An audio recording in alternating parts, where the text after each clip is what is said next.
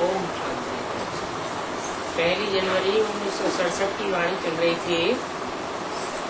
प्रातः क्लास पहले की मध्याह्न में। भगवान वाच है और बच्चों को निश्चय भी है, परंतु जितना याद और प्यार होना चाहिए उसमें माया विघ्न डालती है। नंबरवार पुरुषार्थ अनुसार यूं कहेंगे कि योग नंबरवार ही जुड़े।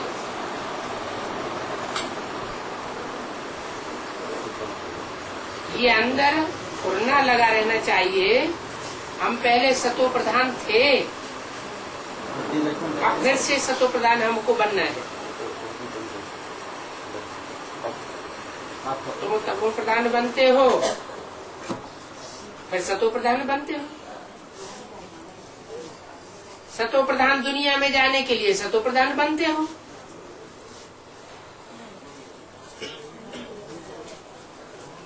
और जो आत्माएं सतो प्रधान बनती हैं, वो दूसरी आत्माएं कोई सतो प्रधान दुनिया में नहीं आवेंगी। तुम सतो प्रधान दुनिया में आओगे।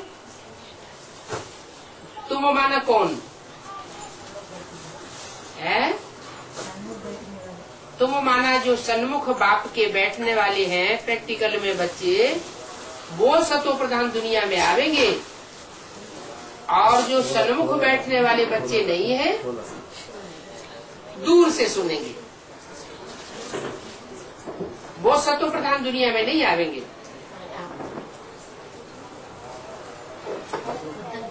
प्योर आत्मा को सतो प्रधान तो कहना पड़ेगा। कोई भी नई चीज होती है तो उसको सतो प्रधान कहेंगे। परंतु जो भी नई चीज होती है उनके लिए सदा सतो प्रधान दुनिया नहीं रहती है। तुम जानते हो सतो प्रधान दुनिया में हम सतो प्रधान होंगे। जब दुनिया ही सतो प्रधान होगी तो हम भी सतो प्रधान होंगे। अब जब दुनिया तमो प्रधान होती है तो हम भी तमो प्रधान हो जाते हैं। 1 सेकंड में जीवन मुक्ति, ये अभी का गायन है। कब होगी जीवन मुक्ति? है संगम युग में तो होगी, लेकिन वो 1 सेकंड कब का अनुदा हुआ है? ब्रह्मा के लिए कहते हैं ब्रह्मा से विष्णु बनने में 1 सेकंड लगता है। तो ब्रह्मा को पार्ट बजाते बजाते कितने साल हो गए? साकार शरीर से पार्ट बजाया 68, 69, 18 जनवरी तक। उसके बाद आकार शरीर से इतने साल पार्ट बजाया, और कोई न कोई साकार शरीर में प्रवेश करके अर्ध चंद्रमा के रूप में भी पार्ट बजाया। अभी तक वो 1 सेकंड ब्रह्मा का ही नहीं आया क्या? 1 सेकंड में ब्रह्मा सो विष्णु अभी तक नहीं बना। कारण क्या हुआ? संपूर्ण निश्चय नहीं। संपूर्ण निश्चय। ब्रह्मा को संपूर्ण निश्चय नहीं है।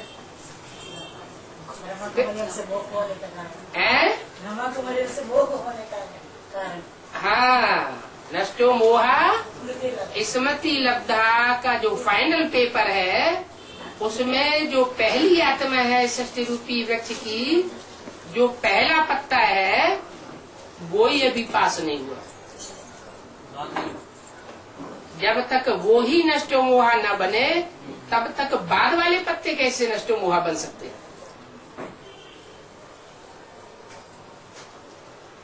कोई कहे कि सुप्रीम सोल जिस मुकर्रर रथ में प्रवेश करता है उसको तो बन जाना चाहिए, लेकिन नहीं। फादर सोज सन्स, बाप अपन को पहले प्रत्यक्ष नहीं करेगा, पहले बच्चों को प्रत्यक्ष करता है। तो बच्चों में पहला बच्चा है कृष्ण की सोल, और कृष्ण की सोल में ही अभी तक नहीं बैठा हुआ है कि गीता का भगवान साकार में कौन। गीता का भगवान सतयुग में पैदा होने वाला कृष्ण बच्चा तो नहीं होगा, ये तो ठीक बात है, क्योंकि वहां तो गीता ज्ञान सुनाने की बात ही नहीं। गीता ज्ञान सुनाने की बात तो कौन सी युग की है?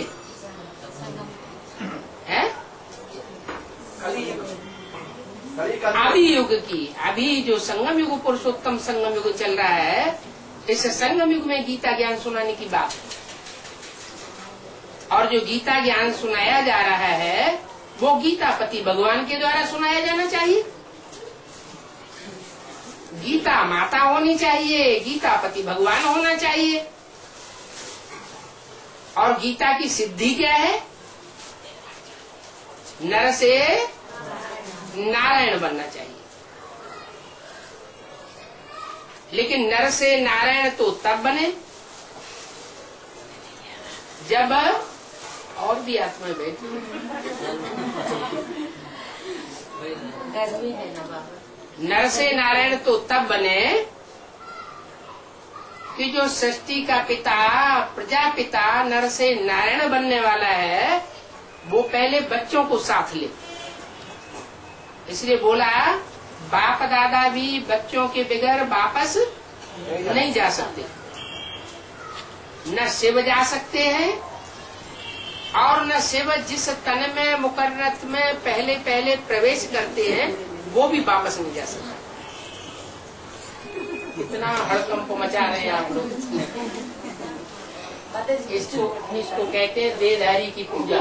ब्रह्मा कुमारियों ने, और इनको ये सब आत्माएं नहीं है। डिस्टर्बेंस करने से बाबा की वाणी में विघ्न पड़ता है। बाबा की वाणी से प्यार नहीं है। वहां भी ऐसे ही हुआ। बेसिक नॉलेज में जो ज्ञान सुनाने वाला है सुप्रीम सोल, उस ज्ञान की वाणी को मान नहीं दिया। अब ब्रह्मा बाबा का चेहरा देखने लगे। ब्रह्मा बाबा के चेहरे मोहरे में बुद्धि जाने लगी। मुखवंशावली ब्राह्मण बनना पसंद हो गया, लेकिन मुखवंशावली नहीं बन सके। क्यों नहीं बन सके? क्योंकि मुख से निकली हुई वाणी की तरफ ध्यान नहीं गया। और यहाँ भी ऐसे ही अगर होता रहे एडवांस पार्टी में, कि जो मुख से निकली हुई वाणी है, जिसे कहते हैं मुरली, मुरली से प्यार माना मुरलीधर से प्यार, और मुरली से प्यार नहीं तो मुरलीधर से प्यार नहीं। तो यहाँ भी अगर ऐसे ही होता रहा कि शिव जिसमें मुकर्रर रूप से प्रवेश करता है, उस रथ से लगाव खूब होता है। माना शिव से लगाव नहीं है, शव से लगाव है। शिव और शव, अगर शिव उसमें प्रवेश न हो तो क्या है? शव है। शिव प्रवेश है तो शिव बाबा है। तो बाबा है ना, हाँ हाँ बाबा है ना। हाँ जी, हाँ जी, बाबा बाबा बाबा तो दुनिया में बहुत होते हैं, लेकिन ये है शिव बाबा। शिव बाबा इसलिए है कि साकार तन में शिव प्रवेश है। तो महिमा सारी किसकी हुई? शिव बाबा की हुई ना। सिर्फ बाबा की महिमा नहीं है, न ब्रह्मा बाबा की महिमा है, और न जिस मुकर्रर रथ में प्रवेश करता है उसकी महिमा है। महिमा मुकर्रर रथ की तब कही जाएगी जब संपूर्ण बन करके नारायण का रूप बनकर संसार के सामने प्रत्यक्ष हो जाए। फिर भले उसे कह दो शिव बाबा, जिसके लिए बोला है सृष्टि पर सदा कायम कोई चीज नहीं है, सदा कायम तो सिर्फ शिव बाबा है। तो शिव बाबा जो संपूर्ण बाप समान स्टेज को प्राप्त कर ले, निराकारी, निरहंकारी, निर्विकारी स्टेज को प्राप्त कर ले और प्राप्त करके अपने कार्य को पूरा कर ले। अभी कार्य पूरा हुआ नहीं है, कब होगा पूरा? जब सब बच्चे संपन्न स्टेज को प्राप्त हो जाए। जो भी बच्चे हैं 84 जन्म लेने वाली आत्माएं, वो सब आत्मिक रूप में स्थित हो जाएं, तब कहेंगे परमात्मा बाप का जो पार्ट है आप समान बनाने का, जैसे बाप आत्मा है सदैव सदा शिव कहा जाता है, वैसे बच्चे भी नंबरवार पुरुषार्थ अनुसार आत्मिक स्थिति में स्थित हो जाए। जब तक पूरी आत्मिक स्थिति नहीं हुई है तब तक किसी से ज्यादा प्यार होगा और किसी से कम प्यार होगा। आत्मा आत्मा भाई भाई की स्टेज नहीं कही जा सकती, और जब आत्मा आत्मा भाई भाई की स्टेज नहीं कही जा सकती तो जो एडवांस नॉलेज है वो एडवांस नॉलेज भी नहीं कही जा सकती। बेसिक नॉलेज में आत्मा आत्मा भाई भाई की स्टेज नहीं है। कौन सी स्टेज? अच्छे से अच्छे पुरुषार्थी की स्टेज है भाई और बहन की। भाई बहन के संबंध में माया आ सकती है, लेकिन भाई भाई के संबंध में माया आने के चांसेस नहीं है। और यहाँ यही ऊंचा लक्ष्य दिया जाता है, क्या? सब एक बाप की संतान है, सब रुद्रमाला के मणके हैं। जो भी रुद्रमाला के मणके हैं वो आत्मिक स्टेज वाले हैं, आत्मिक स्टेज धारण करते हैं, माने निराकारी, निर्विकारी और निरहंकारी बनते हैं, तो उनकी पूजा होती है। हाँ जी। जो शिव ने जिस शरीर में प्रवेश करते हैं उसको कुछ बच्चों से ज्यादा प्यारा और कुछ बच्चों से कम प्यारा, ऐसा होता है? अभी तुमने सुना क्या है?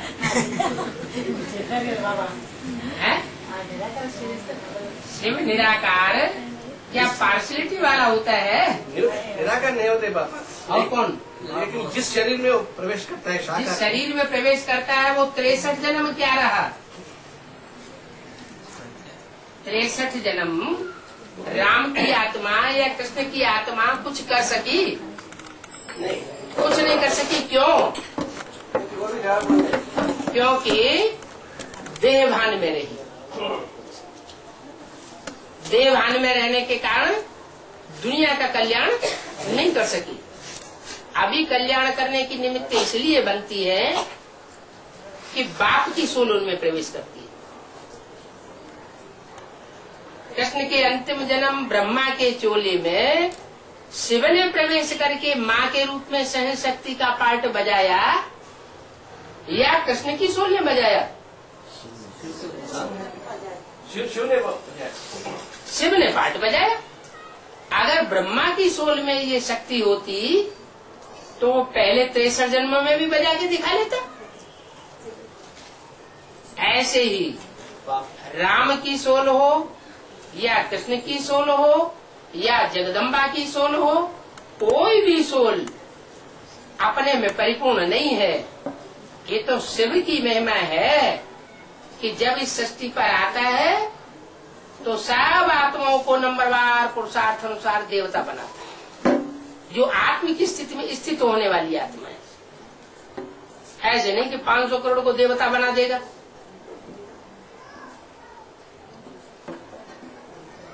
नंबर मुकर्रर है, कितने आत्मिक स्थिति वाले बनेंगे? पक्की आत्मिक स्थिति वाले 4.5 लाख आत्माएं बनेंगे।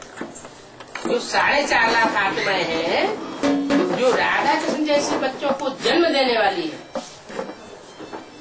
उन्हें देहभान का बिल्कुल अंश मात्र भी नहीं रहेगा। राधा कृष्ण का स्नेह जो है वो फिर भी आंखों के प्यार तक सीमित है। दृष्टि मात्र का ज्ञान इंद्रियों का, श्रेष्ठ इंद्रियों का स्नेह है। लेकिन जो उनको जन्म देने वाली आत्माएं लक्ष्मी नारायण है, जो डायरेक्ट नर से नारायण बनते हैं, उनमें दृष्टि मात्र तक भी देह भान नहीं होगा।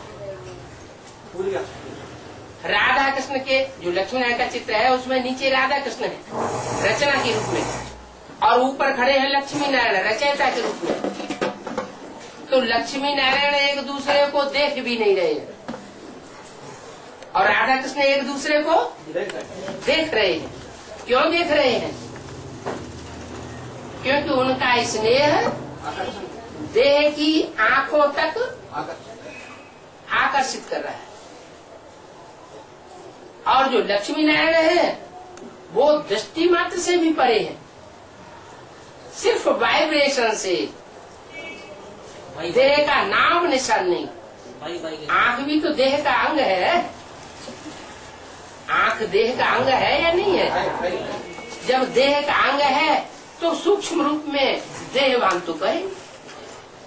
अगर सूक्ष्म रूप में सत्युग में देह भान न हो, श्रेष्ठ इंद्रियों से भी पैदाइश की बात न हो, तो फिर दो कलाएं भी कम क्यों होती हैं?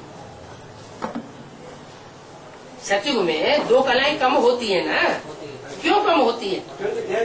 क्योंकि भले श्रेष्ठ इंद्रियों से संतान पैदा होती है, श्रेष्ठ इंद्रियों के स्नेह से संतान पैदा होती है, लेकिन फिर भी श्रेष्ठ इंद्रियां भी देह का अंग तो है ना, सूक्ष्म इंद्रियां हैं। तो सूक्ष्म इंद्रियों से सूक्ष्म पतन होता है। और जहाँ देह का अंश मात्र भी न हो, सूक्ष्म देह का अभिमान भी न हो, वहाँ पतन होने की बात ही नहीं। तो जो 4.5 लाख आत्माएं हैं, वो तो चढ़ती कला में जाने वाली आत्माएं हैं। कब तक चढ़ती कला में जावेंगी? तब तक चढ़ती कला में जावेंगी जब तक 4.5 लाख राधा कृष्ण जैसे बच्चों का जन्म नहीं हो जाता है। उसके बाद जब 9 लाख सितारे परिपूर्ण स्टेज को प्राप्त कर लेंगे, तब दुनिया का पतन होना शुरू होगा। 9,16,108 आबादी जब हो जाएगी कंप्लीट, तब पतन होना शुरू होगा। उस समय राज्य किसका आ जाएगा? नर से नारायण बनने वाली आत्माओं का राज्य होगा या उनके बच्चों का राज्य होगा? उनके बच्चों का राज्य होगा। जब बच्चों का राज्य होगा तो रचना का राज्य कहा जाएगा।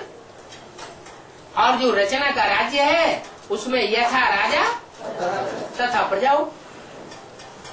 राधा कृष्ण वाली आत्माएं जो दृष्टि से एक दूसरे को रस ले रही है, कृष्ण की दृष्टि राधा में डूब रही है, राधा की दृष्टि कृष्ण में डूब रही है, वो देवभान का सुख तो ले रही है सूक्ष्म रूप में। तो उनके जो बच्चे पैदा होंगे, वो भी, जो प्रजा होगी वो भी उसी कैटेगरी की। माना उस समय से गिरती कला शुरू हो जाती है सृष्टि में, देखने में नहीं आवेगी, क्योंकि में बहुत सूक्ष्म पतन है। 1250 वर्ष में सिर्फ 2 कलाएं कम होती है, और त्रेता में 1250 वर्ष में सिर्फ 6 कलाएं कम होगी। माने टोटल जो स्वर्ग की दुनिया है, सत्युग त्रेता वाली दुनिया है, उसमें 8 कलाएं कम होंगी। 8 कलाएं जब कम हो जाती हैं तो आधा पतन हो जाता है आत्मा का। और जब आधा पतन हो जाता है तो सृष्टि में परिवर्तन आता है। क्या परिवर्तन आता है? जो ऊपर से आने वाली आत्माएं हैं दूसरे दूसरे धर्म की, उनका आना आरंभ हो जाता है। जो दूसरे धर्म की आत्माएं आती है वो द्वैत फैला देती है। उससे पहले इस दुनिया में द्वैत नहीं था, दो मतें नहीं थी, दो राज्य भी नहीं थे, दो दो धर्म भी नहीं थे, तो दो दो भाषाएं भी नहीं थी। इसलिए सारी दुनिया एकता के सूत्र में बंधी हुई होने के कारण सुख और शांति दोनों थी। जब द्वैत होता है, माना दूसरा धर्म पिता इस सृष्टि पर आ जाता है, तो पतन तेजी से होता है। वो तेजी से पतन होने का कारण क्या हुआ कि सतयुग त्रेता में सूक्ष्म इंद्रियों का स्नेह होता है, ज्ञान इंद्रियों का स्नेह होता है, वहाँ भ्रष्ट इंद्रियों का स्नेह नहीं होता। और द्वापर युग से जैसे ही दूसरे धर्म के धर्म पिता आना शुरू होते हैं, वैसे ही भ्रष्ट इंद्रियों का स्नेह शुरू हो जाता है। और देवभान जो है वो अपने स्तर से नीचे गिर जाता है, यानी ज्ञानेंद्रियों से भी उतर करके कर्मेंद्रियों में उतर जाता है। जब कर्मेंद्रियों में देवभान उतरता है तो व्यभिचार पैदा हो जाता है। व्यभिचार पैदा करने वाला पहला धर्म है संसार में इस्लाम धर्म। जब से इस्लाम आता है तब से दृष्टि दूषित होती है, दृष्टि दूषित होती है तो वृत्ति दूषित होती है, वृत्ति दूषित होती है तो वाचा दूषित होती है, वाचा दूषित होती है तो कर्मेंद्रियां भी दूषित हो जाती है। ये व्यभिचार की दुनिया वैश्यालय की दुनिया कही जाती है। वैश्यालय में और शिवालय में अंतर तो पता है ना। शिवालय में एक शिव की पूजा होती है,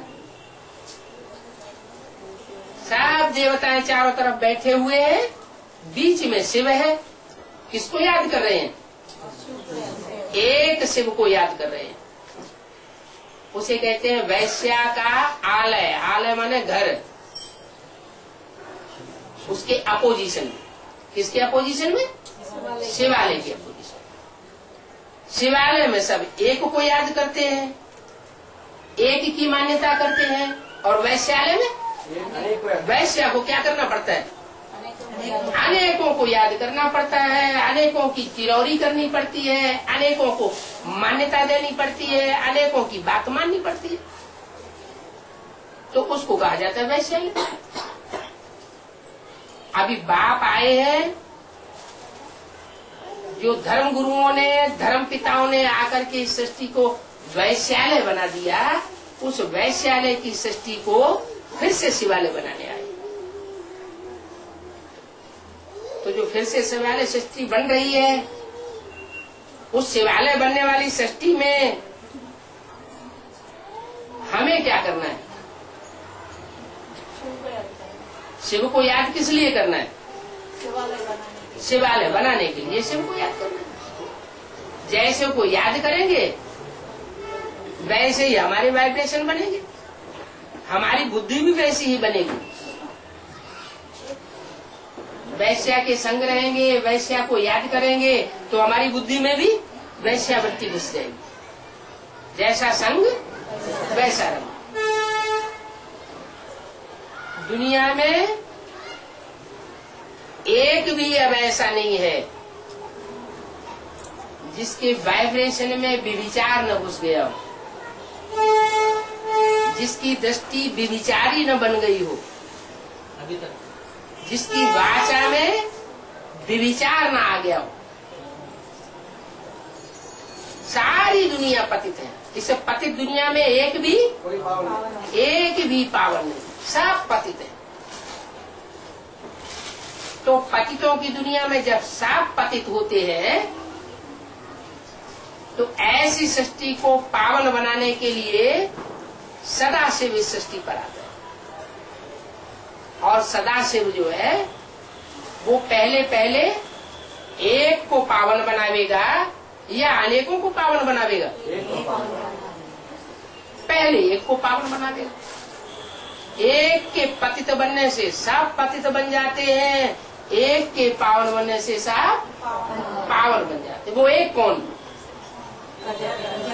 तेरे भान सभी की भला बाप है? तेरे भान सभी की भला जो हाँ, चढ़ती कला तेरे बहाने सर्व का भला।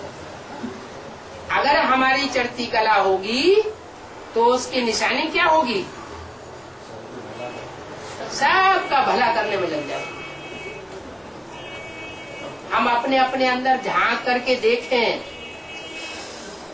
क्या हमें अपनी परवाह नहीं रही? क्या अपनी परवाह है, अपनी चिंता है, तो इसका मतलब स्वार्थ भरा हुआ है। स्व के रथ के लिए अभी हम प्रयत्न कर रहे हैं, मेहनत कर रहे हैं, उसको कहेंगे स्वार्थ। तो इस दुनिया में जिसको जिसको अपना रथ है वो सब स्वार्थी है।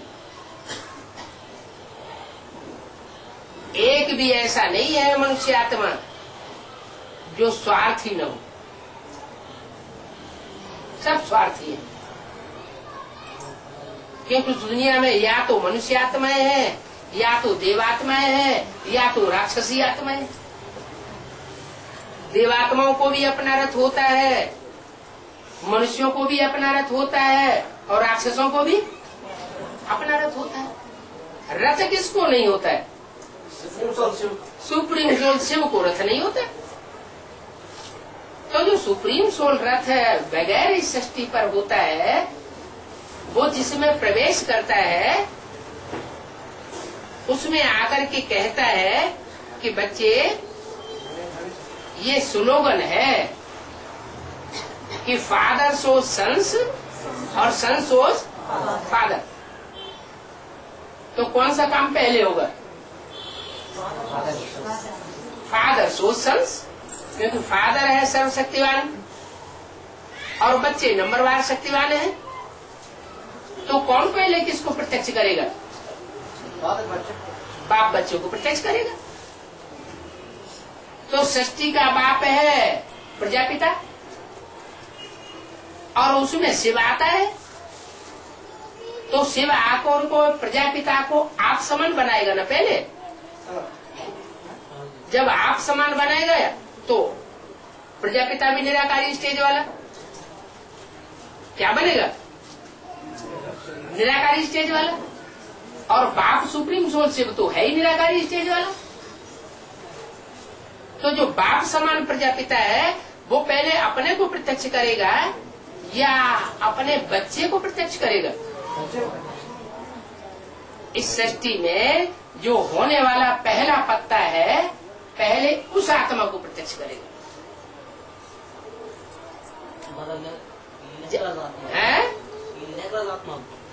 जब तक वो आत्मा संसार में प्रत्यक्ष न हो संपन्न रूप में, तब तक कोई काम नहीं हो सकता। इसलिए कृष्ण की सोल को मस्तक में, भले अधूरा चंद्रमा है, मस्तक में बैठाया हुआ है। क्या मस्तक में बैठाया हुआ है? माना बहुत मान है, बहुत आस है कि एक के पावन बनने से सब पावन बन जाएंगे। गंगा को भी मस्तक में बैठाया बाप।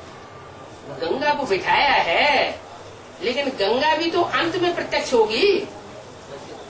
गंगा आदि में प्रत्यक्ष होती है या अंत में प्रत्यक्ष होती है या मध्य में? अंत में प्रत्यक्ष होती है। गंगा फिर भी गंगा है। गंगा में ये नहीं कहेंगे कि शिव ने प्रवेश कर लिया। जो गंगा है उसमें कोई कह नहीं सकता कि शिव ने प्रवेश किया। गंगा तो फिर भी नदी है। जैसे जड़ नदियां होती हैं पानी की, वैसे चैतन्य ज्ञान की गंगा है कोई, यह ज्ञान गंगाएं हैं। लेकिन गंगाओं में और परमात्मा पाठ में बहुत अंतर है। गंगा जो कुछ भी बोलेगी वो नया नया ज्ञान सुनाएगी या सुना हुआ पुराना ज्ञान सुनाएगी? पुराना ज्ञान सुनाएगी। माने मंथन किया हुआ मक्खन नहीं निकलेगा। और शिव आकर के जो कुछ सुनाते हैं वो सब नया सुनाते हैं। नए ज्ञान से नई सृष्टि रची जाती है और पुराने ज्ञान से पुरानी सृष्टि रची। हाँ, गंगा के लिए इतना है, अगर बाप के कनेक्शन में है तो गंगा भी पतित पावनी बन सकती है। नदियों का कनेक्शन अगर सागर से नहीं है तो नदी भी क्या बन जाती है? नाला बन जाती है। सागर से कनेक्शन है तो नदी जो है वो स्वर्ग की दुनिया स्थापन करने वाली बन जाती है। नदियां तो हैं, लेकिन उन नदियों का कनेक्शन किससे है? गढ़े गणितियों से कनेक्शन है या सागर से कनेक्शन है? नदी भी जब सागर में पहुंचती है तो जितना भी कचरा लाती है अपने साथ, दृष्टि वृत्ति का कचरा तो पड़ता है ना, वो सारा कचरा सागर में समा जाता है। कचरा सागर में समा जाता है और नदी भी स्वच्छ हो जाती है। वो पानी फिर स्वच्छ होकर के बादलों के रूप में सागर से ऊपर उठता है, ऊपर जाता है, पहाड़ों से टकराता है, फिर नदी बनकर के बहता है। वो शुद्ध जल होता है। शुद्ध जल ऊंची स्टेज में से आता है तो जब मैदान में आता है तो उसमें फिर कचरा पड़ता है। ये क्रम चलता रहता है। तो नदियों में प्रदूषण पड़ता है, सुप्रीम सोल में प्रदूषण नहीं पड़ सकता। एक ही सोल ऐसी है जिसको संग का रंग नहीं लगता, बाकी सबको संग का रंग लगता है। सागर का पानी क्यों खारा? सागर का पानी क्यों खारा? सागर का पानी खारा भी होता है और सागर का पानी मीठा भी होता है। क्या ऐसा नहीं कि सागर हमेशा खारा ही खारा है? सागर मीठा भी है और सागर खारा भी है। गल्फ स्ट्रीम धारा है गर्म पानी की, उसमें मीठा जल भी बहता है। तो कहीं सागर खारा है, कहीं सागर मीठा है। मीठों के लिए मीठा है और खारों के लिए खारा। इस दुनिया में खारी आत्माओं की संख्या ज्यादा है या मीठी आत्माओं की संख्या ज्यादा है? खारी आत्माओं की संख्या ज्यादा है। तो चारों तरफ समुद्र का जल भी खारा ही खारा दिखाई पड़ता है। थोड़ा हिस्सा ऐसा भी है जहाँ मीठा जल है, जैसे उत्तरी ध्रुव और दक्षिणी ध्रुव, नॉर्थ पोल और साउथ पोल पर ऊंचे ऊंचे समुद्र में पहाड़ बने हुए है, तो वो भी सागर, लेकिन वो पहाड़ों जैसा जो पानी है वो मीठा पानी है, खारा पानी नहीं है। जब पृथ्वी का बैलेंस डोलेगा, एटम बम फटेंगे, तो वो पहाड़ जो मीलों ऊंचे लंबे पहाड़ हैं नॉर्थ पोल और साउथ पोल में, वो सब टूट टूट करके सागर में गिरेंगे और सब कुछ परिवर्तन हो जाएगा। कोई कहे अभी परिवर्तन क्यों नहीं होता? तो अभी परिवर्तन इसलिए नहीं होता है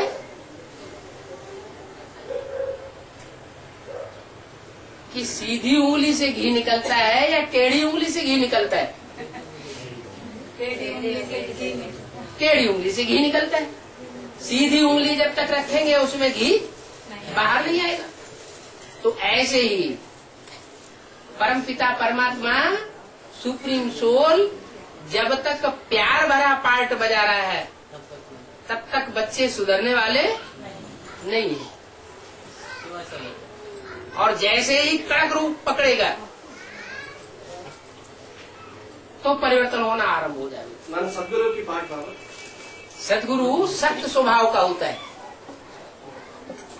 बाप, माँ और टीचर ये उतना सख्त नहीं होते।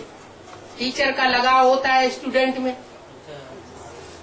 माँ का लगाव होता है सब प्रकार के बच्चों में, चाहे खराब से खराब बच्चा क्यों न हो, दुष्ट से दुष्ट बच्चा क्यों न हो, उसको भी माँ अपनी गोद में रखना चाहेगी, दूर नहीं करना चाहेगी। बाप का भी उम्मीद होती है बच्चों में कि बच्चा आज नहीं तो कल सुधर जाएगा। लेकिन सदगुरु लगाव झुकाव वाला पार्ट नहीं बजाता है। इसलिए अव्यक्त वाणी में बोला हुआ है, अपने फरिश्ते स्वरूप का उद्घाटन कब करेंगे? खुद करेंगे, अपनी स्वेच्छा से करेंगे, या चीफ जस्टिस धर्मराज को बुलाना पड़ेगा? इसका मतलब क्या हुआ कि बच्चों से इतने वर्षों से कहते चले आ रहे हैं कि आत्मिक स्थिति धारण करो, अव्यक्त स्थिति धारण करो, अव्यक्त स्थिति बनावेंगे तो सदा काल की प्राप्ति अनुभव करेंगे। और अब तक भी बच्चों की वो स्टेज नहीं बन पाई। तो बाप को फिर सत्य रूप अपनाना पड़ेगा। जो काम सहज मार्ग से पूरा नहीं होता वो फिर डंडा मारना पड़ता है। क्योंकि सारी दुनिया क्या बन गई? नियम तो बता दिया। क्या नियम बता दिया? देवताएं इशारे से समझते हैं, मनुष्य बार बार कहने से समझते हैं, और राक्षस बार बार कहने से भी नहीं समझते। तो आज सारी दुनिया में सब क्या बन गए? राक्षस बन गए। राक्षसी दुनिया, और राक्षसी दुनिया में राक्षसों के संग में रहते रहते देवात्माएं भी राक्षस बन गई।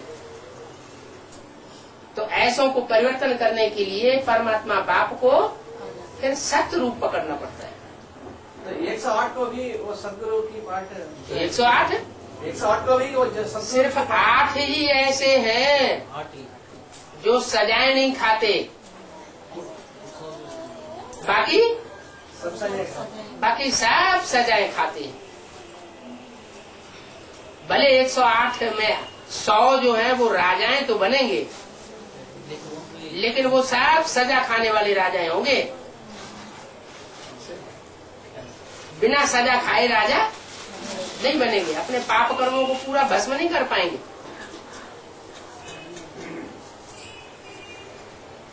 इतने वर्ष हो गए कहते कहते, न दुख दो न दुख लो। क्या मुसीबत आती है? क्यों ऐसी स्थिति नहीं बन पा रही? चलो, बहुत से लोग इस स्थिति में तो पास हो जाते हैं कि दूसरों को दुख नहीं देते। ब्रह्मा जी से दूसरों को दुख देते नहीं हैं। ऐसा प्रयास करते हैं, ऐसा पुरुषार्थ करते हैं कि दूसरों को दुख नहीं देंगे, लेकिन दूसरों से दुख ले लेते हैं। दूसरों से दुख मिलता है तो चेहरा लटक जाता है। कोई ने कड़क भाषा बोल दी, कड़वी भाषा बोल दी, और चेहरा लटक जाता है। भले बाबा ने बता दिया, एक कान से सुनो दूसरे कान से निकाल दो। फिर क्या ऐसा प्रैक्टिकल होता है? एक कान से सुन करके दूसरे कान से निकालने हो पाता है? नहीं हो पाता। एक दो बार हो जाएगा, फिर भूलना शुरू हो जाता है। तो बाप कहते हैं कि मैं बाप भी हूँ, टीचर भी हूँ, और अंत में सदगुरु भी। सदगुरु के लिए ये गायन है, सदगुरु निंदक ठौर न पाए। कौन सा ठौर है? वो कौन सा ठौर है जो सदगुरु की निंदा कराने वाला ठौर नहीं पाता? बाप के साथ रह सकते है। ऐसी 8 आत्माओं के अलावा जो भी आत्माएं हैं, जो 8 आत्माओं का संगठन बनेगा, वो पहला ऐसा संगठन बनेगा जिसमें वो आत्माएं प्रवेश नहीं कर सकेंगी, क्योंकि नंबरवार बाप की निंदा कराने वाली बनी, और जितनी ही निंदा कराने वाली बनेंगी थोड़ा दूर हो गया। उतना ही दूर हो जाएंगे। अंत में तो उनको टाइम लगेगा संपन्न बनने में, पाप ही करती रहेंगी।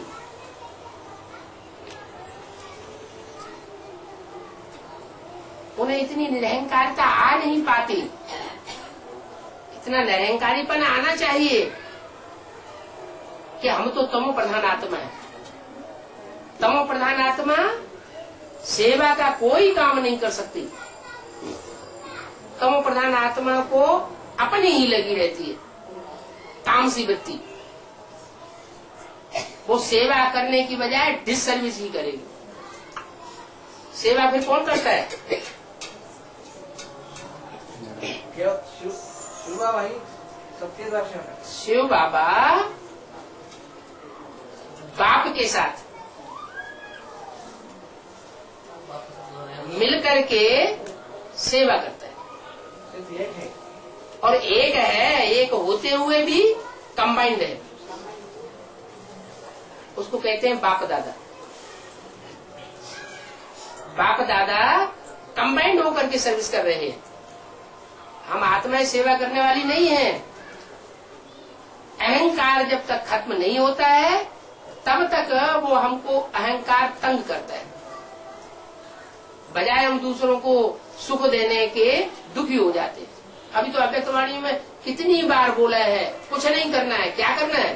दुआएं दो और दुआएं लो। लेकिन अंदर जो ईर्ष्या देश भरा हुआ है वो दुआएं देने और दुआएं लेने की स्टेज धारण करने देता है?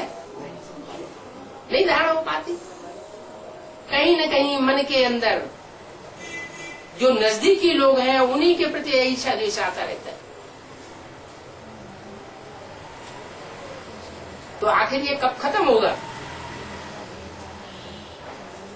जब डंका बजेगा तो सब अलर्ट हो जाएंगे। वैसे भी आजकल के जो समझदार नेताएं हैं वो ये समझने लगे हैं कि इस देश की स्थिति सुधरने वाली नहीं है जब तक मार्शल लॉ लागू न हो। एक भारत देश ऐसा है जहां अभी तक भी मार्शल लॉ शुरू नहीं हुआ है। मिलिट्री शासन नहीं हुआ। इमरजेंसी हुई लेकिन मिलिट्री शासन नहीं हुआ। पाकिस्तान में बार बार मिलिट्री शासन होता है। उनका जो धर्म ग्रंथ है कुरान शरीफ, उसमें मिलिट्री की तरह ऑर्डर दिए हुए, ज्ञान की कोई चीज ही नहीं कुरान में। और भारत देश बिल्कुल उसके अपोजिट है। लेकिन यहाँ सुधार भी तब तक नहीं हो सकता जब तक यहाँ मिलिट्री शासन न हो। वो समझते हैं कि जो जिस्मानी मिलिट्री है वो मिलिट्री शासन होने से ये भारत देश सुधर जाएगा। अरे जिस्मानी मिलिट्री के द्वारा भारत देश सुधरने की बात नहीं है। ये तो बाप रूहानी बाप आते हैं जो रूहानी मिलिट्री तैयार करते हैं, उसमें रूहानी मिलिट्री के द्वारा सुधार होगा। रूहानियत में टिकने वाली आत्माओं का जो संगठन है वो संगठन ही संसार का कल्याण करेगा। पहले छोटा रूप होगा जिसके लिए बोला हुआ है एक भी पावरफुल संगठन तैयार होने पर एक दूसरे ग्रुप को खींचते हुए अंत में 108 की माला का संगठन एक हो जाएगा। तो इसका मतलब क्या हुआ कि 108 की माला का संगठन वो तो बाद में बनेगा, लेकिन उससे पहले छोटे छोटे ग्रुप बने हुए होंगे। कितने ग्रुप होंगे? 12 के 9 ग्रुप स्पष्ट नजर आवेंगे। नास्तिकों का तो कोई ग्रुप ही नहीं होता है। तो जो 9 संगठन है, उन 9 संगठन के जो मुखिया हैं वो अपन अपन को भगवान कहेंगे। एक भगवान नहीं होगा, भगवान के अनेकों रूप हो जाएंगे। तय करना मुश्किल हो जाएगा आखिर भगवान कौन है। आर्य समाजी अपन को कहेंगे हम भगवान।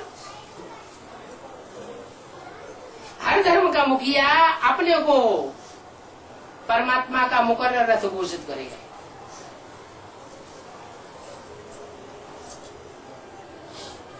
तो जो ज्योतिषियों ने जो घोषणाएं की हैं, उन घोषणाओं में भी ये बात आई है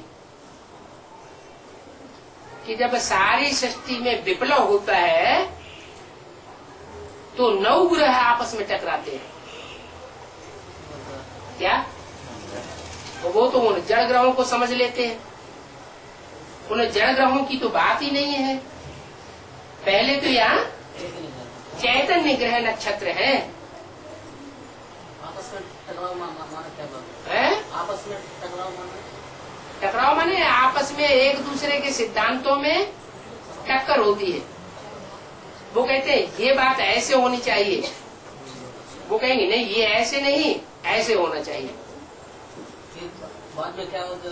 बाद में यही होगा कि जो ज्यादा मजबूत और ज्यादा वजनी होगा, वही ज्यादा पावरफुल होगा, वो बचेगा और सब नष्ट भ्रष्ट हो जाएंगे। 9 ग्रहों में सबसे भारी और सबसे बड़ा ग्रह कौन सा है? बृहस्पति। उसका नाम ही क्या है? बृहस्पति, बड़े से बड़ा पति, बृहस्पति। शास्त्रों में उसको प्रजापिता कह दिए।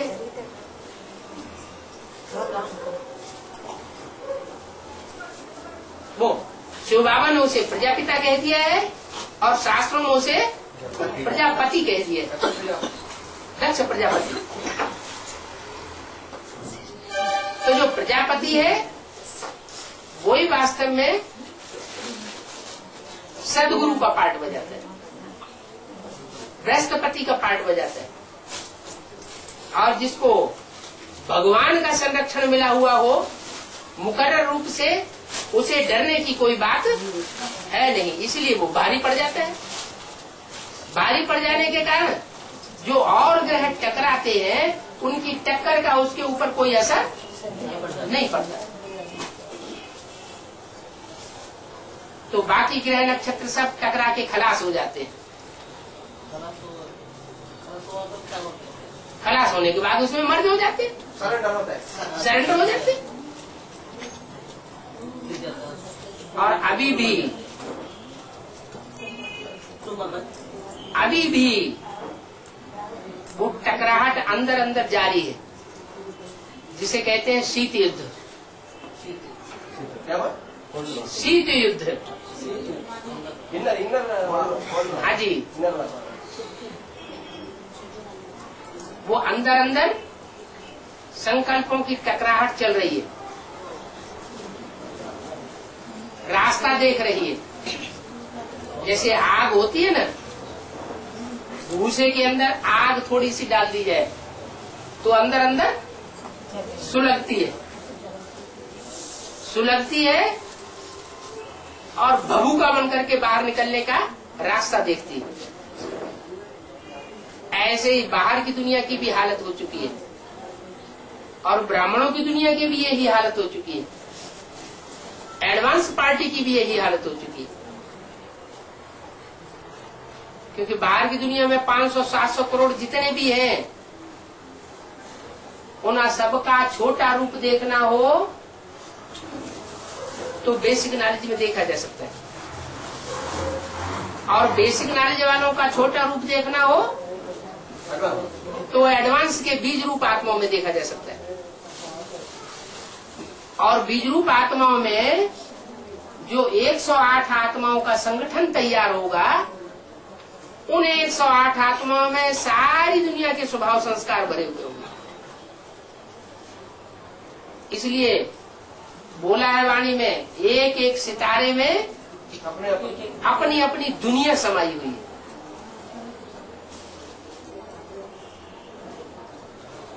वो ज्योतिषी समझ लेते हैं कि वो जड़ सितारों में कोई दुनिया होगी। तो शास्त्रों में लिखा हुआ है, उसके आधार पर आज के वैज्ञानिक ग्रहों उपग्रहों में जाने की कोशिश कर रहे हैं, लेकिन उन्हें सफलता मिलने वाली नहीं है। क्यों? क्योंकि दूसरे ग्रह उपग्रहों में कोई जीवन नहीं है। ये तो सिर्फ पृथ्वी ग्रह है, जिस पृथ्वी ग्रह में जीवन है, और कोई भी ग्रह उपग्रह में जीवन नहीं है। क्यों नहीं है? मालूम नहीं? मालूम होना चाहिए कि पृथ्वी पर ही सूर्य से जहाँ निश्चित दूरी है वहीं पर जीवन हो सकता है। सूर्य की किरणें जहाँ नॉर्थ पोल और साउथ पोल पर थोड़ी सी तिरछी हो जाती है, किरणें ऐसी पड़ना और सीधी पड़ना और फिर तिरछी पड़ना, दक्षिणी पोल तिरछी, उत्तरी पोल फिर तिरछी और सामने सीधी।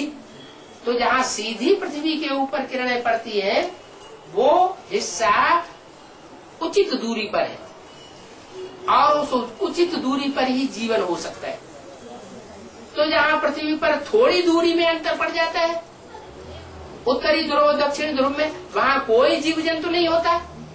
तो दूसरे ग्रह नक्षत्र तो सूर्य से बहुत दूर है, कोई बहुत नजदीक है, उनमें तो जीवन होने का कोई सवाल पैदा ही नहीं होता। तो बेहद में तो धरनी माने तो माता, धरनी माने पृथ्वी माता। पृथ्वी माता में भी जो बिल्कुल एग्जैक्ट दूरी पर रहने वाली आत्माएं, उनमें महान जीवन है। महान जीवन का मतलब 84 जन्म लेने वाली आत्माएं।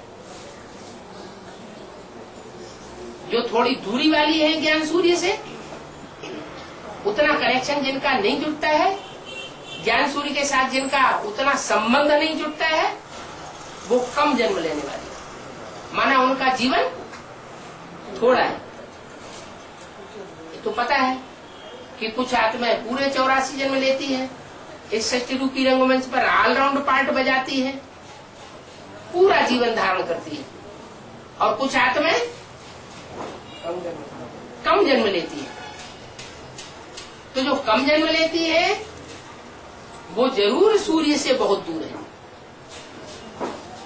और जिनके पूरे 84 जन्म है वो जरूर सूर्य से उचित दूरी पर है, न बहुत नजदीक और न बहुत दूर। क्योंकि ज्ञान सूर्य का पार्ट ऐसा पार्ट है, शंकर का पार्ट ऐसा पार्ट है जो तुम बच्चे भी समझ न सको।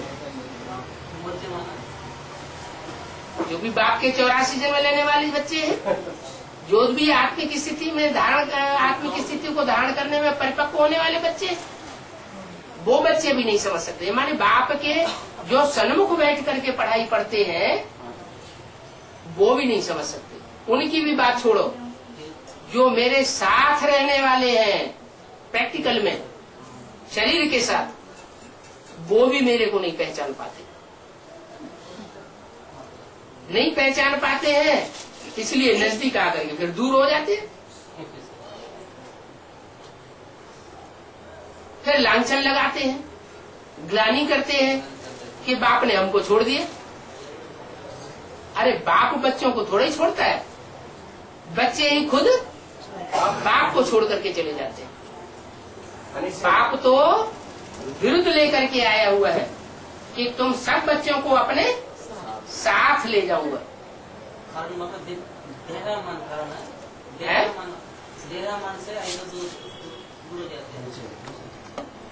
दूसरे धर्मों का जो छिलका चढ़ा हुआ है देह अभिमान का, वो उनको पूरा निश्चय नहीं बैठने देता। निश्चय का चक्र तो चलता है ना। कितने साल हो गए यज्ञ को? 60 साल। बस 70 साल होने जा रहे हैं। सन 36 से यज्ञ शुरू हुआ, और सन 36 से 2006 2006 आने वाला है, तो 70 साल पूरे होने जा रहे हैं। और 70 साल पूरे होने के बावजूद भी कभी निश्चय कभी अनिश्चय। किस बात में निश्चय अनिश्चय चलता है? बाप है ही नहीं। पहला तो बाप के पार्ट में निश्चय अनिश्चय चलता है। जब बाप के पार्ट में निश्चय अनिश्चय चलेगा तो अपनी आत्मा के पार्ट में भी निश्चय अनिश्चय चलेगा। पता नहीं मैं कौन सा देवता बनूंगा या देवता बनूंगा या नहीं बनूंगा, पता नहीं मेरा क्या पार्ट है। तो अपने आप पर भी निश्चय नहीं बैठता, बाप के पार्ट पर भी निश्चय नहीं बैठता, तो जो सच्ची चक्र का ज्ञान है उस ज्ञान के ऊपर भी पूरा निश्चय नहीं बैठता, ऊपर नीचे होते रहते हैं। अप और डाउन, ये एक रस स्थिति नहीं बनती, अप डाउन में आते रहते हैं। अप डाउन में लाता कौन है? माया। माया क्या होती है? माया माने मायावी पुरुष, मायावी स्त्री का रूप। कोई न कोई पुरुष, कोई न कोई स्त्री ऐसे हमारे संसर्ग संपर्क में आती है कि हमारी बुद्धि को हिला देते हैं, मति भ्रम पैदा हो जाता है। देहधारी गुरु उनमें अव्वल नंबर, लेकिन उसके साथ साथ और भी संगी साथी है 63 जन्मों के, जो 63 जन्मों में हमने संगी साथी बनाए हैं और बाप को छोड़ा है, बाप से दूर हुए और दूसरी आत्माओं को क्या किया? संगी साथी बना लिया। तो जो भी दूसरी आत्माओं को संगी साथी बनाया वो नीचे गिराने के पहले भी निमित्त बनी थी 63 जन्मों में, और अभी शूटिंग पीरियड में भी वो हिसाब किताब लेने आ जाती है। वो मायावी रावण के रूप में आकर के कहते हैं कहाँ जा रहे हो, पहले हमारा हिसाब तो पूरा कर दो, तो बुद्धि वहां लटक पड़ती। जो श्रूढ़ बुद्धि है वो उन सबसे बुद्धियों को हटाते हुए, भले वो कर्जा लेने के बार बार आते हैं कि हमारा हिसाब पूरा करो, तो वो कहते हैं हाँ करेंगे, बाद में करेंगे, अभी करते हैं, और अपना बाबा की याद में लग जाते हैं। बाकी जो इतनी गहराई तक ज्ञान को नहीं जानते हैं वो फिर उसमें उलझ जाते हैं। अज्ञानता के कारण उलझना होता है। जिसमें बाप का पूरा ज्ञान है वो कहीं इधर उधर उलझेगा नहीं। ज्ञान जो है वो जानकारी को कहा जाता है। जानकारी किसकी? बाप है। सत्य की। सत्य बाप है ना? बाप सत्य है, सारी दुनिया झूठी है और एक सत्य है। तो जो एक सत्य है उसकी पहचान भी होनी चाहिए। ऐसे नहीं बिंदी सत्य है, बिंदी के सत्य और असत्य होने से कुछ बनता बिगड़ता नहीं है।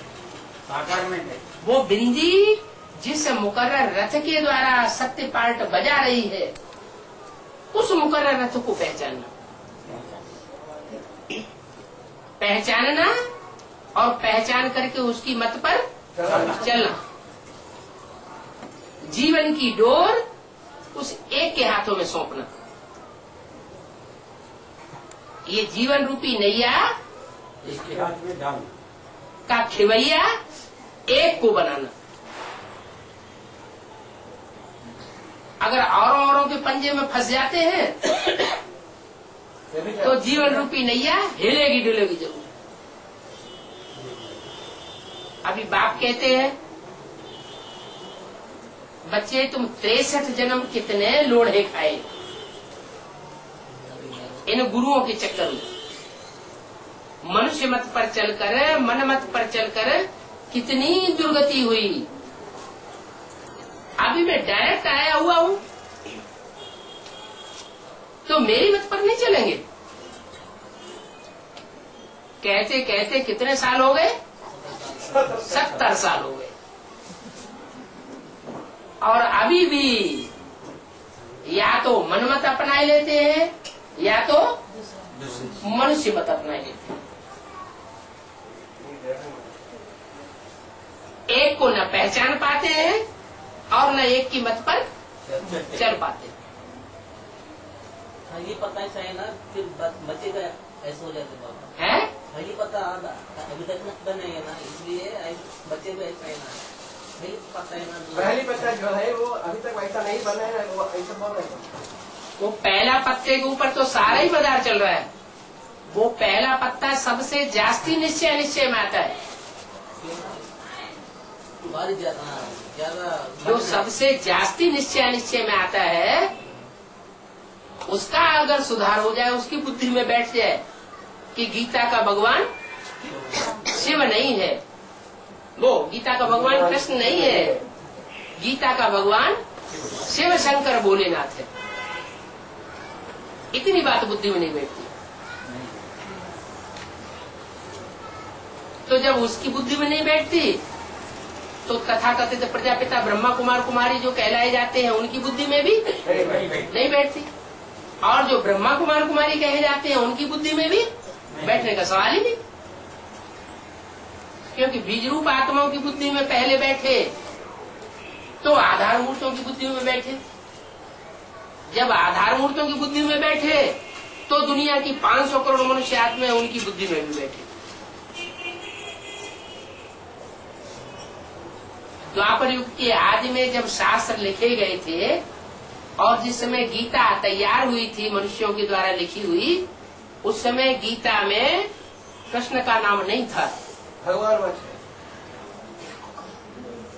कृष्ण का नाम जो कृष्ण के फॉलोअर्स हैं, कृष्ण के भगत हैं, उन भक्तों ने कृष्ण का नाम बाद में ऐड कर दिया। बलियों में ऐसा बना कृष्ण भगवान वाच डाल दिया। ये तो बाहर की दुनिया की बात हुई।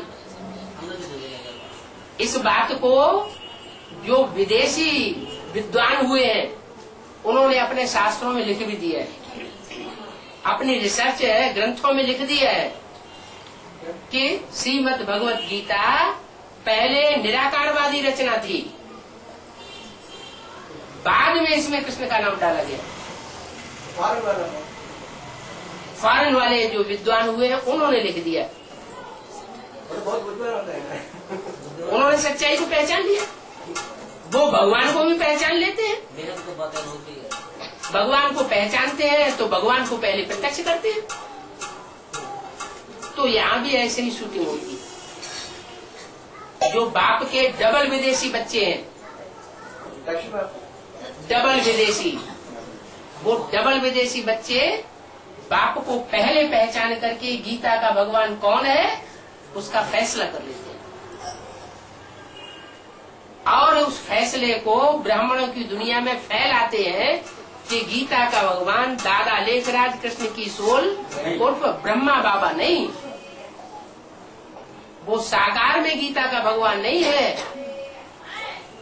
गीता का भगवान तो वास्तव में निराकारी स्टेज को पकड़ने वाला शिव शंकर भोलेनाथ।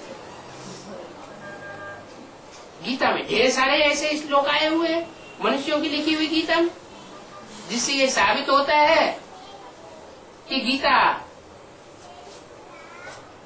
निराकारवादी रचना थी। जितने भी धर्म पिताएं आए हैं, जो भी धर्म पिताएं आए, उन सब ने जो धर्म स्थापन किए हैं उनमें एक भी धर्म पिता ऐसा नहीं जो निराकारी स्टेज वाला न हो। महात्मा बुद्ध के चेहरे को ध्यान से देखो, उनके चेहरे को देखने से ही निराकारी स्टेज झलकती है। क्राइस्ट के चेहरे को ध्यान से देखिए, चेहरा देखने से ही मालूम पड़ता है कि उनकी आत्मा इस दुनिया में नहीं है, जैसे कि निराकारी लोक में सुप्रीम अबोर्ड में रखी हुई है। ऐसे ही शंकराचार्य, ऐसे ही गुरु नानक, उनके चेहरे ही बता रहे हैं कि निराकारी स्टेज वाले हैं। सभी धर्म पिता निराकारी स्टेज वाले होते हैं। निराकारी स्टेज माने बीज, बीज माना बाप। बाप का काम क्या होता है? बीज डालना बाप का काम होता है। तब षष्ठी पैदा होती है। तो बीज को ही बाप कहा जाता है। इसलिए गीता में कहा गया अहम बीज प्रदप पिता, मैं बीज बोने वाला पिता हूं। यहाँ तो ज्ञान का बीज बोने वाला पिता है। इस सृष्टि में ज्ञान का बीज कौन बोता है? असली ज्ञान कहा जाता है सच्चाई को। सच्चाई का असली ज्ञान सिवाय परमपिता परमात्मा के और कोई मनुष्य मात्र दे ही नहीं सकता। तो वो सच्चा बीज है, पहला बीज है सृष्टि का। और धर्म पिताएं तो नंबरवार बीज है। वो है सृष्टि का आदि बीज, सारी सृष्टि का पिता। वो अपने अपने धर्म के पिता हैं। और ये सभी धर्म और धर्मावलंबियों का पिता है, सारे विश्व का पिता। विश्व माना सारा संसार। ऐसे नहीं कोई एक धर्म उसमें समावेश नहीं हो, सारे ही धर्म उसमें समावेश है विश्व में। और उस विश्व का पिता कहा जाता है विश्व पिता। तो वो विश्व पिता अब इस सृष्टि पर आकर के बच्चों को अलर्ट करता है कि बच्चे अब लास्ट टाइम है। क्या लास्ट टाइम? पहली मूर्ति भी प्रत्यक्ष हो गई, ब्राह्मणों की दुनिया में दूसरी मूर्ति भी प्रत्यक्ष हो गई, तीसरी मूर्ति अब तीसरी मूर्ति प्रत्यक्ष होने वाली है।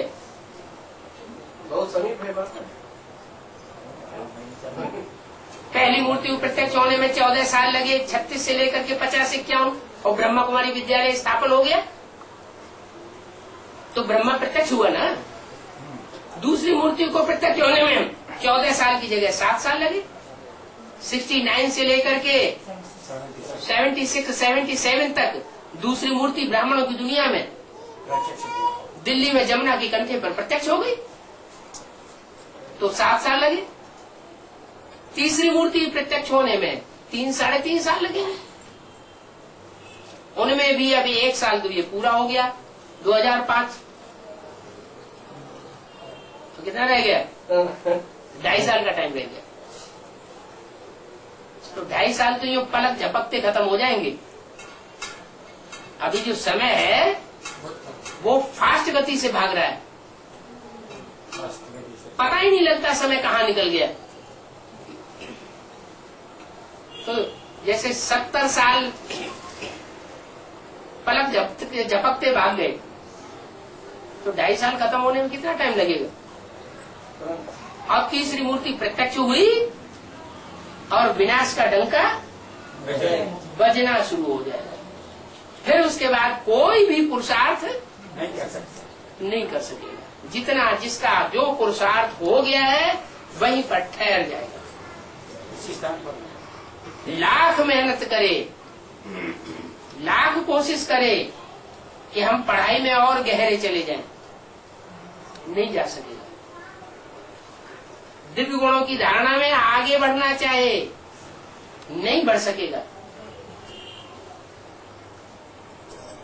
याद की यात्रा में और भी प्रैक्टिस करना चाहे, नहीं कर सकेगा।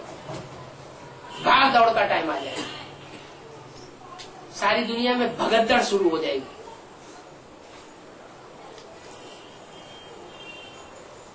पढ़ाई का टाइम शांति में होता है या अशांति में होता है? शांति में होता है। तो अभी फिर भी शांति का टाइम चल रहा है। शांति स्टेज में रह करके मनन चिंतन मंथन करके गहरी से गहरी पढ़ाई करके हम परमात्मा की तीनों मूर्तियों को अभी पहचान सकते हैं। और जो पहचानेगा वो दूसरों को भी पहचान दिए बगैर रह नहीं सकता। जितना जितना स्वयं पहचानेगा उतना उतना दूसरों को भी पहचान देता रहेगा। खुद ही नहीं पहचाना होगा तो दूसरों को कहां से पहचान देगा?